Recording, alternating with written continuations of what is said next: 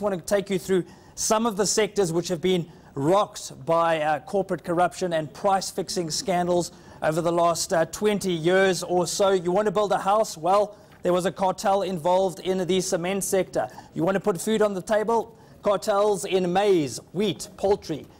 You're sick? There was a cartel in pharmaceuticals. You want to send your child to school? I'm afraid there are allegations of a cartel operating in school uniforms.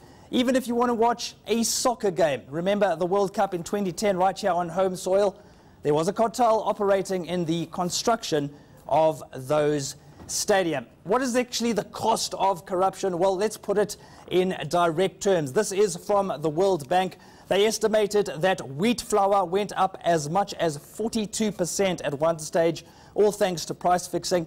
Poultry, a staple of many households in South Africa, 25%. Pharmaceuticals, generic drugs, 15%. Maize, as much as 10%. And important to note that this affects the poorest of the poor. Those four items make up nearly 16% of the monthly shopping basket for the poorest of South Africa's poor. So a substantial part of their budget goes towards those four items.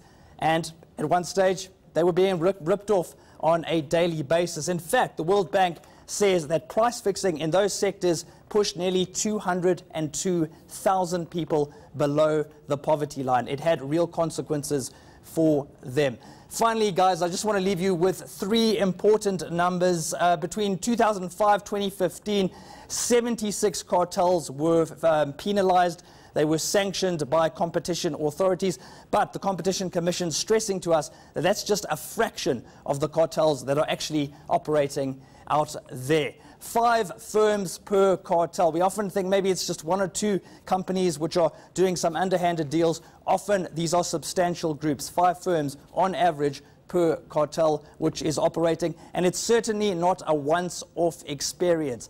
The World Bank again estimating that a cartel can run on average for 8 years before it is identified as doing anything corrupt. So as much as we may try and clamp down on them, these companies tend to get away with it for a long time.